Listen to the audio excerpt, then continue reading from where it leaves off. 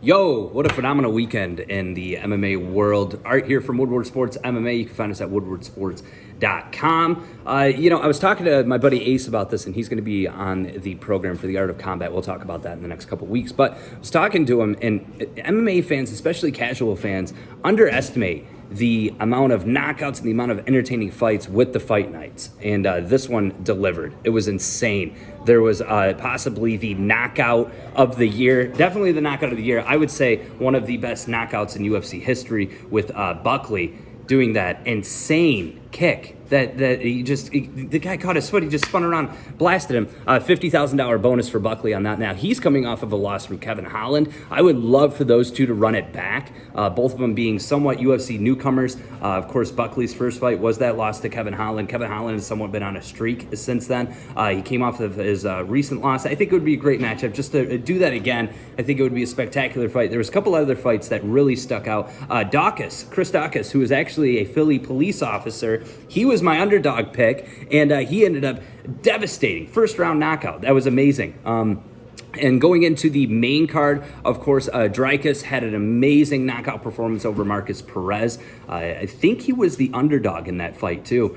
Just clobbered him in the first round. Tybura beating up Rothwell was kind of disappointing. It was a little upsetting just because you're kind of starting to see Rothwell lose it. You know, as he gets older, the man's had so many fights, and he's in my opinion, he's a legend in the heavyweight world. He may not have gotten to that, the title fights and everything big like that, but just a beast. I mean, just a corn-fed farm boy that can take a punch.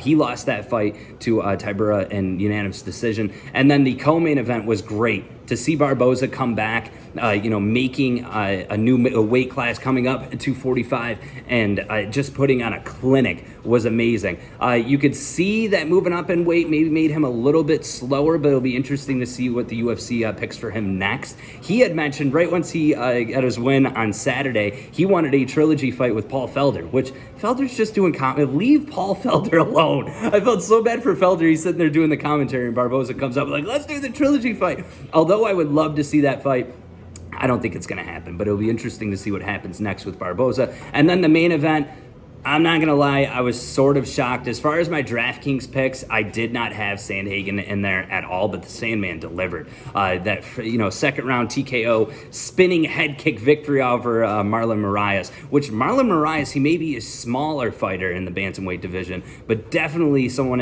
you saw what he did to Sterling. Just that kick and clobbered him and knocked him out. I thought it was going to be similar against the Sandman, and that didn't happen. Sandman came in the second round, I don't want to be one of those people that will say that it's an early stoppage, but it was a little bit of an early stoppage. I really do think that. Mark Goodman is a terrific referee, don't get me wrong, but I felt like the stoppage was a little short. But like Sandhagen said in the second round, that he broke his orbital. So it's one of those situations to where, yes, the fight would have probably ended poorly for Moraes, but I wish I would have seen it go a little bit longer, maybe a couple more ground and pound strikes to really solidify the win for the Sandman. But it's proof that the Sandman is a dominant performer and also definitely a title contender. It'll be interesting to see what the UFC does, if they're going to put Peter Yan and Aljamain Sterling together, and maybe Corey Sandhagen gets the winner of that. I don't know. You can't deny Sandhagen doing that to Moraes, who's such a dominant bantamweight,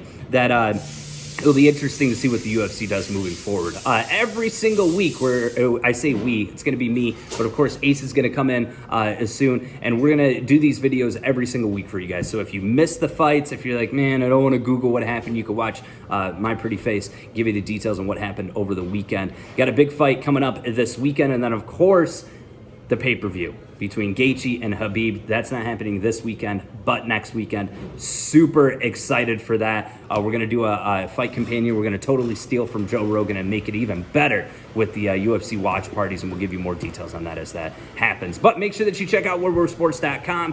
Click on the MMA section. You can see all my blogs, all of my writings, all of my opinions. As such, I just posted one about Gilbert Burns and Nate Diaz going back and forth on Twitter, and how Dan Hooker is involved in that. Well, you'll have to click the article at woodwardsports.com. Also some gaming news if you're into that too. So I want to do some cross-platform population and promotion here with that. woodwardsports.com. Thank you so much for watching. My name is Art, and we'll have a new podcast coming soon. So make sure that you check that out. Peace and love.